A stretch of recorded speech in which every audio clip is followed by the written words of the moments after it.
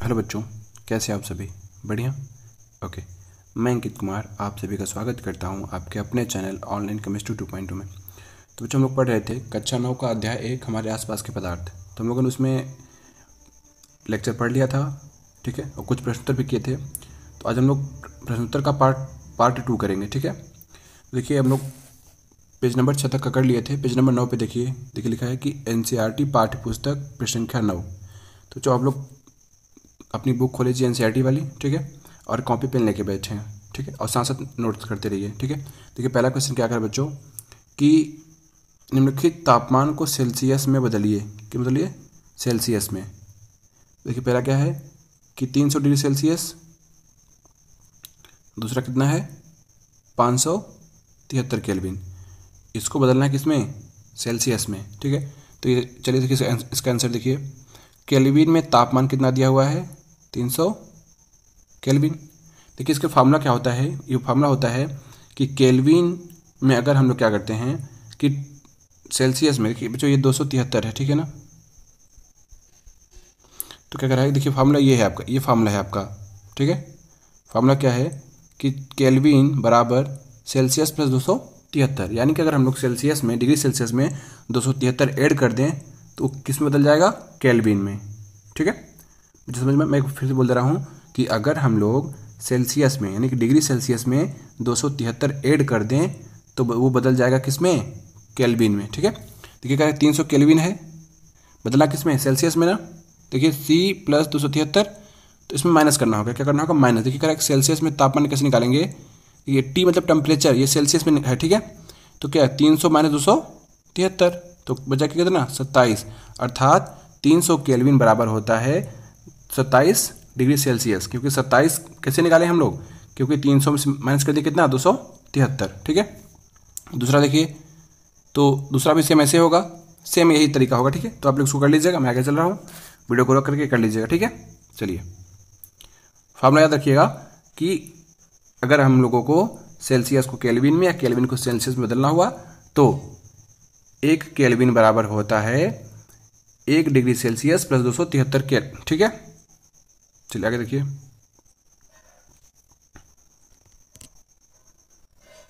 देखिए दूसरा क्वेश्चन क्या करा बच्चों कि निम्नलिखित तापमान पर जल की भौतिक अवस्था क्या होगी? जल की भौतिक अवस्था पूछ रहा, ठीक है।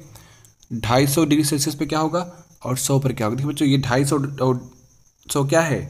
टेम्परेचर का मान दिया हुआ है। तो देखिए अब इसका आंसर देखिए कि हमें ज्ञात है कि जल का क्वथनांक 100 डिग्री सेल्सियस। जो क्वथनांक क्या, तो मैंने पढ़ाया था कि जिस ताप पर द्रव क्या हो जाए? उबलना शुरू हो जाए, ठीक है। तथा 250 डिग्री सेल्सियस जो कि क्वथनांक से काफ़ी उच्च ताप है। देखिए जहाँ 100 पे वाष्प बनना शुरू हो जाता है, अब वहाँ तो 250 काफ़ी ज़्यादा है ना। तो क्या होगा कि अतः इस ताप पर जल गैसीय अवस्था यानी कि भाप में बदल जाएगा। बच्चों थोड़ा सा यहाँ पर प्रॉब्लम है पीडीएफ में। तो जो जल होगा वो 100 पे उबलना शुरू हो जाएगा, लेकिन 250 जाते जाते क्या हो जाएगा? एकदम भाप बन जाएगा, वाष्प बन जाएगा, ठीक है, भाप में बदल जाएगा। बी क्वेश्चन, बी वाला देखिएगा, इसका देखिए कि 100 डिग्री सेल्सियस द्रवीय तथा गैसीय अवस्था दोनों है, क्योंकि 100 डिग्री सेल्सियस पर जल उबलकर भाप में बदलता है। तो बच्चों इसका क्या मतलब हुआ कि 100 डिग्री सेल्सियस वो द्रव भी है और जल भी है, गैस भी है। कैसे? क्योंकि 100 डिग्री सेल्सियस पर ही देखिए होता क्या है कि जो पानी होता है वो उबलना शुरू होता है और उसी में वाष्प में बदलना शुरू हो जाएगा। मैंने आपको बताया था कि जब अवस्था परिवर्तन होता है तो कोई भी टेम्परेचर में परिवर्तन नहीं होता है, आप चाहे कितना भी टेम्परेचर दे दीजिए, ठीक है। तो 100 डिग्री सेल्सियस पे क्या होगा कि जो जल है वो दोनों अवस्था में रहेगा, द्रव के रूप में भी रहेगा और गैस के रूप में भी रहेगा, ठीक है। चलिए जो तीसरा क्वेश्चन देखते हैं, ठीक है। चलिए तीसरा क्वेश्चन देखिए, क्वेश्चन क्या कह रहा है तीसरा। चलिए देखिए, काफी लिखते रहिए कि किसी भी पदार्थ की अवस्था परिवर्तन के दौरान तापमान स्थिर क्यों रहता है। बच्चों क्वेश्चन आ गया जिसको हम लोग बार बार पढ़ रहे थे। आपको बता रहा था कि अवस्था परिवर्तन के दौरान टेम्परेचर या जो तापमान तो बदलता क्यों नहीं है। अब देखिए क्यों नहीं बदलता, कि उसका आंसर ऐसे आपको लिखना है। मैंने आपको बताया भी था कई बार, किसी भी पदार्थ की अवस्था परिवर्तन के दौरान ताप इसलिए स्थिर रहता है क्योंकि दी जाने वाली उष्मा उसके कणों के बीच आकर्षण बल को तोड़ने में प्रयुक्त होती है। मैंने आपको कई बार बताया था, ठीक है, वीडियो में कि क्यों नहीं बढ़ती, क्योंकि जो टेम्परेचर हम लोग देंगे वो क्या करेगा, कणों के बीच जो आकर्षण बल होता है उसको तोड़ने में खत्म हो जाती है। अतः इस प्रकार अवस्था परिवर्तन के दौरान दी गई ऊष्मा गुप्त ऊष्मा यानी कि गलन की गुप्त ऊष्मा या वाष्पीकरण की गुप्त ऊष्मा कहते हैं। यानी कि जो ऊष्मा उसको तोड़ने में लग जाता है उसको क्या कहते हैं, या तो वाष्पीकरण की गुप्त ऊष्मा, या गलन की गुप्त ऊष्मा, या संगलन की गुप्त ऊष्मा, ढेर सारा होता है। ठीक है, चलिए क्वेश्चन नंबर 4 देखिए, समझ में आ गया ना। चलिए 4 देखिए कि वायुमंडलीय गैसों को द्रव में परिवर्तन करने के लिए कोई विधि सुझाइए। जो वायुमंडलीय गैस हैं, ठीक है, उनको द्रव में कैसे बनाएं, उसके लिए क्या करा है कि कोई आपको सुझाव देना है। ठीक है, तो देखिए मैं आपको उसको पूरा दिखा रहा हूँ पहले। ठीक है, देखिए इसको ऐसे पूरा देखिए आप लोग, ये पूरा आप देख लीजिए इतना। ठीक है, देखिए ये पूरा डायग्राम देखिए। तो क्या कह रहा है, इसका आंसर देखिए कैसे लिखेंगे कि दाब को बढ़ाकर तथा तापमान को घटाकर गैसों को द्रव में परिवर्तित किया जाता है। मैंने आपको पहले बताया था वीडियो में कि अगर हम लोग क्या करें कि टेम्परेचर कम कर दें, प्रेशर ज़्यादा कर दें, तो जो गैस होगा वो द्रव बन जाएगा। ठीक है, विधि एक सिलेंडर में वायुमंडलीय गैस भरकर इसे लगे पिस्टन से संपीड़ित करने तथा ताप को कम करने पर पदार्थ के कण समीप आ जाते हैं तथा द्रव में बदल जाते हैं। वही जो मैंने आपको समझाया था, पिस्टन वाला आपको याद है ना, 3 पिस्टन इसमें भी बने थे डायग्राम में। सेम वही काम देखिए आपको यहाँ भी करना है, इसमें भी करना है वही चीज़। इसमें कोई वो कुछ नहीं करना। ठीक है, अब इसमें क्या लेना है, गैस लेना है, वायुमंडलीय गैस।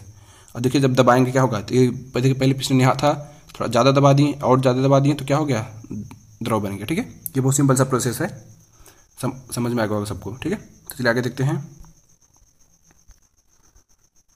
चलिए अब देखिए पेज नंबर 11 खोल लीजिए अपने बुक का। ठीक है, चलिए देखिए इसमें क्या कह रहा है क्वेश्चन, पेज नंबर 11 का पहला जो क्वेश्चन है। ठीक है, अपनी कॉपी में देखते रहिए आप लोग बुक में और लिखते रहिए कॉपी में।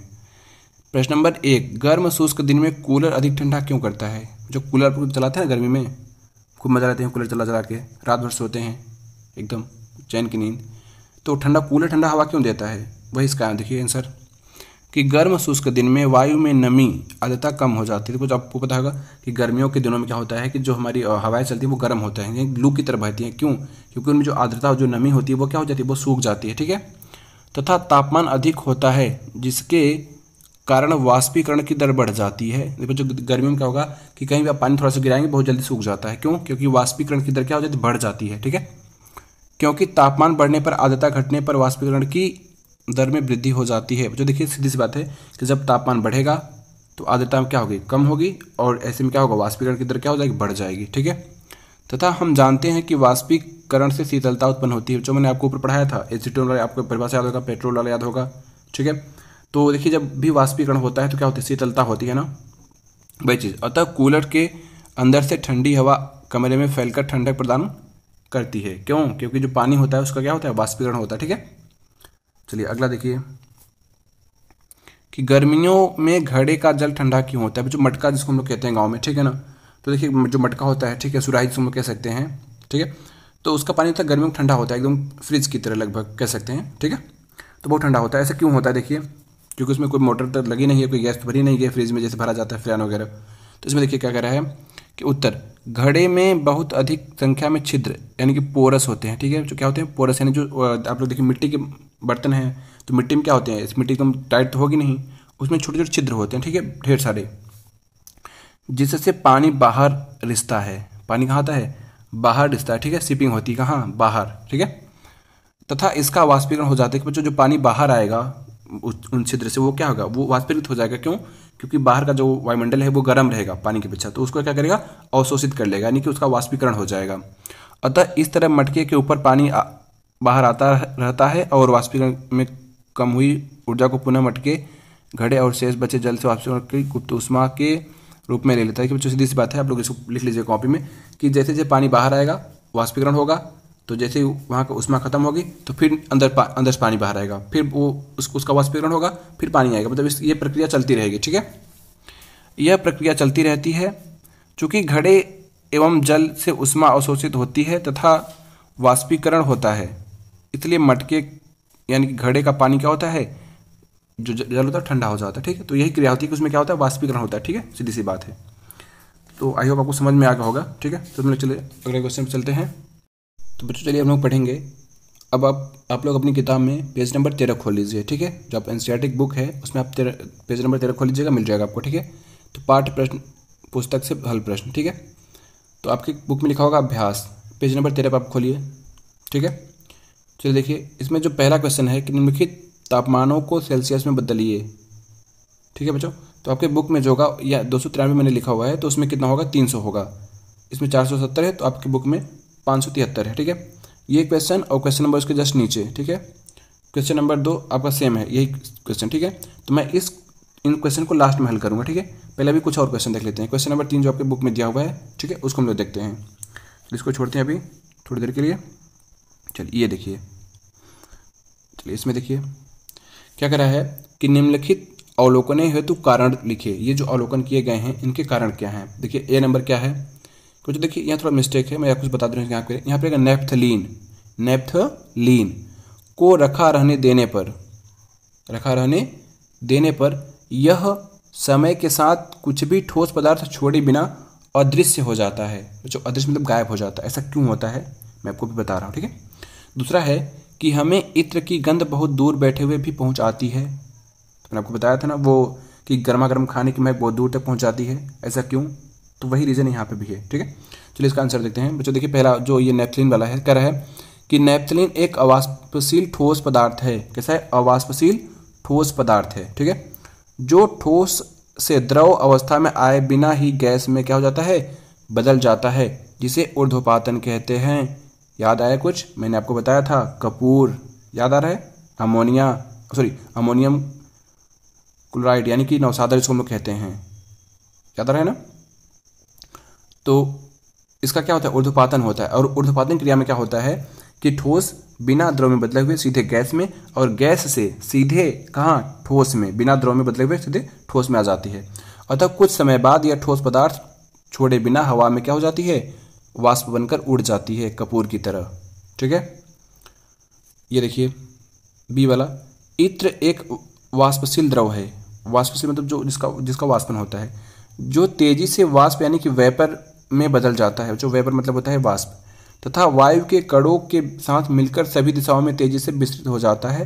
क्योंकि देखिए बच्चों गैस में बहुत जल्दी मिलता है, मैंने आपको बताया था ऊपर, और जितनी जल्दी मिलेगा उसका विसरण क्या होगा उतना ज़्यादा, और गैसों का विसरण सबसे ज़्यादा होता है। ठीक है, यही कारण है कि इत्र की सुगंध बहुत दूर बैठे हुए भी हमारे पास क्या आती है, पहुंच जाती है, जैसे गर्मा गर्म खाने की महक आ जाती है। ठीक है ना बच्चों, चलिए आगे देखिए क्वेश्चन नंबर 4 देखिए। चलिए देखिए 4 में क्या कह रहा है कि निम्नलिखित पदार्थों को उनके कणों के बीच बढ़ते हुए आकर्षण बल के अनुसार व्यवस्थित करें। जो ये बहुत आसान क्वेश्चन है, आप अगर ठोस द्रव गैस पहचान रहे हैं तो आप इसको आसानी से कर लेंगे। ठीक है, ये जल है, ये आपका द्रव है, चीनी है, ठोस है, ऑक्सीजन है, गैस है। तो बताइए सबसे ज़्यादा आकर्षण बल किस में होंगे, चीनी में होंगे। उसके बाद चीनी क्योंकि ठोस है, फिर द्रव क्या है, जल, तो जल में होंगे। गैस क्या है, ऑक्सीजन, तो ऑक्सीजन में। देखिए ये क्रम है इसका। ठीक है, ये क्रम है। चलिए देखिए कारण लिख लीजिए इसका। देखिए यहाँ पे कह रहा है कारण में ऑक्सीजन एक गैस है तो सबसे कम होगा, जिसमें कणों के बीच आकर्षण बल न्यूनतम यानी कि बहुत कम होता है। द्रव जैसे जल में गैस से अधिक तथा ठोस से कम होता है, चीनी से कम होगा, यानी कि चीनी में कणों के बीच आकर्षण बल सर्वाधिक मजबूत आकर्षण बल होगा, यानी सबसे ज़्यादा बल होगा। ठीक है, चलिए अगला क्वेश्चन देखिए, क्वेश्चन नंबर 5, सॉरी ये आपका क्वेश्चन नंबर 5 आ गया। ठीक है, चलिए इसको देख लेते हैं जल्दी से। तो वीडियो को लाइक कर दीजिए। ठीक है, मज़ा आ रहा है ना, तो वीडियो को लाइक करिए जल्दी से, अभी करिए, कर दिए। अब देखिए आगे प्रश्न नंबर 5 देखिए, निम्नलिखित तापमान पर जल की भौतिक अवस्था क्या है। 25 डिग्री सेल्सियस पे आपका जल कैसा रहेगा, 0 पर कैसा रहेगा, 100 पर कैसा रहेगा, कैसा दिखेगा, कि ठोस हो गया, कि द्रव हो गया, कि जम गया, कि उड़ गया, कि क्या हो गया। ठीक है, चलो देखिए उत्तर ए 25 डिग्री सेल्सियस पर क्या होगा, 25 डिग्री सेल्सियस पर जल द्रव अवस्था में रहेगा। क्योंकि 25 डिग्री सेल्सियस हम लोग कहते हैं कि ये रूम टेम्परेचर होता है। नॉर्मल टेम्परेचर कितना होता है, 25 डिग्री सेल्सियस, और नॉर्मल टेम्परेचर पर पानी क्या होता है, द्रव के रूप में रहता है, सीधी सी बात है। बी में देखिए कि 0 डिग्री सेल्सियस पर जल ठोस अवस्था तथा द्रव अवस्था दोनों में हो सकता है, क्योंकि जल का हिमांक फ्रीजिंग पॉइंट तथा बर्फ का गलनांक 0 है। ऐसा क्यों, क्योंकि बच्चों मैंने बताया था कि जो जल है उसका गलनांक कितना है, सॉरी हिमांक मतलब होता है कि जमना, वो किस ताप पे जमेगा, 0 डिग्री सेल्सियस पे, और जो बर्फ है वो किस पर पिघलेगा, वो भी 0 पर ही पिघलेगा।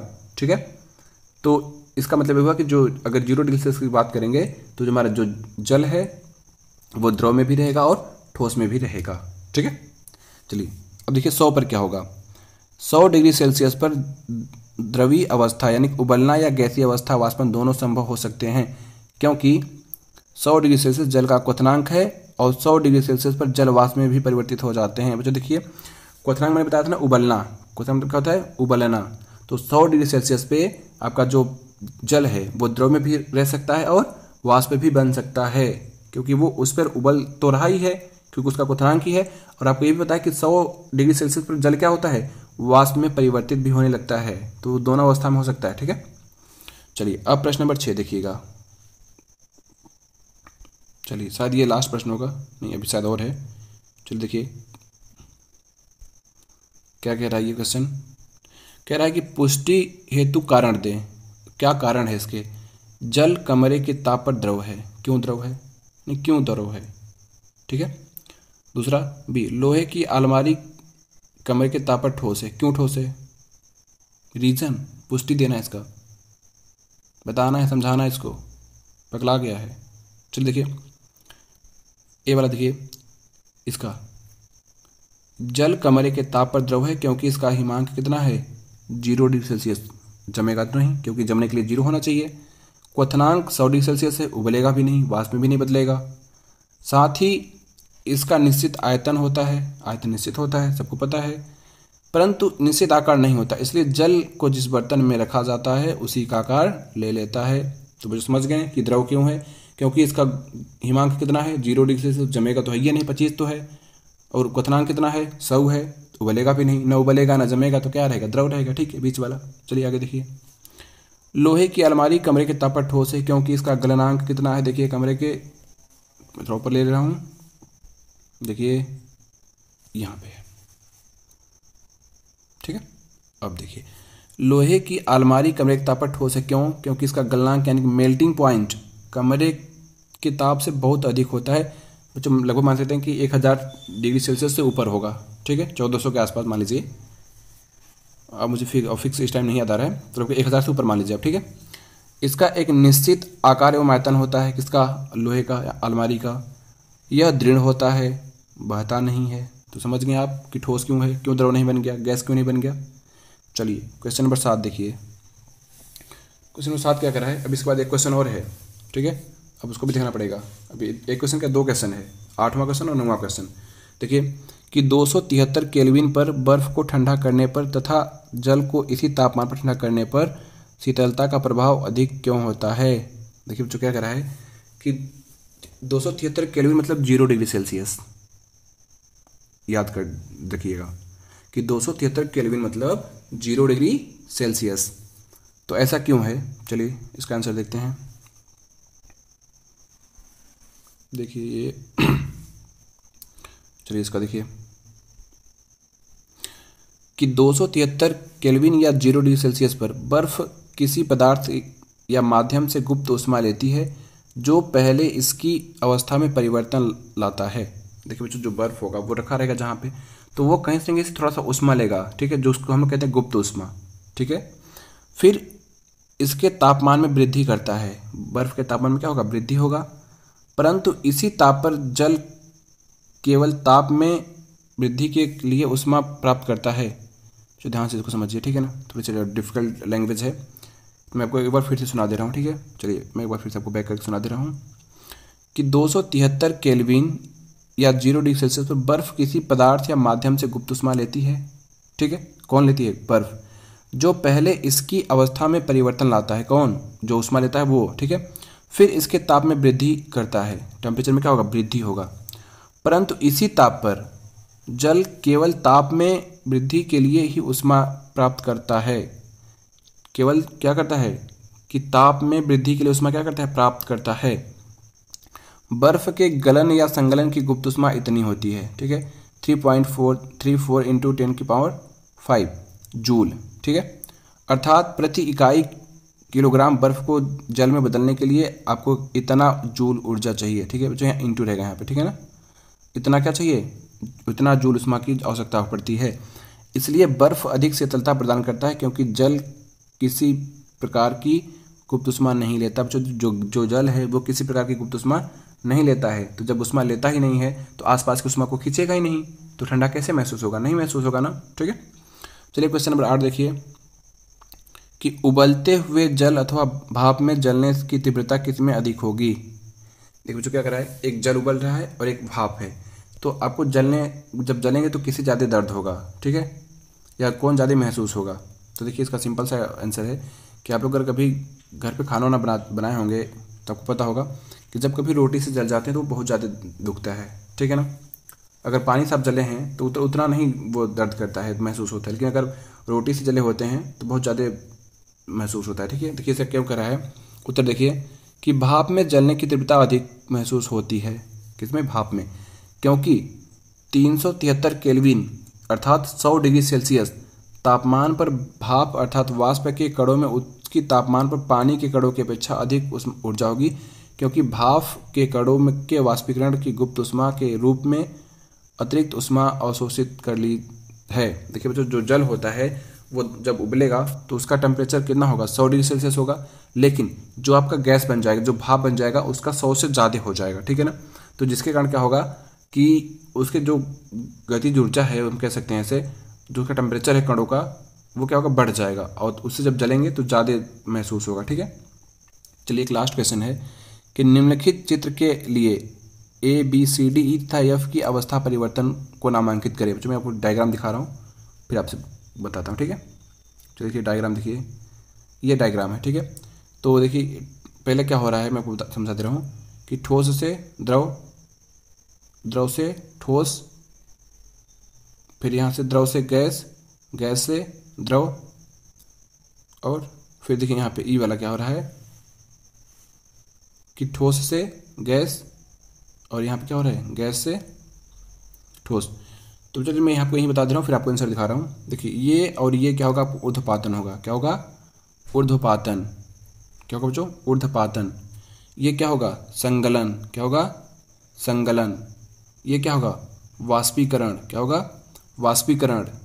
ठीक है, चलिए अब बचा डी और सी, इसको आप बताइए।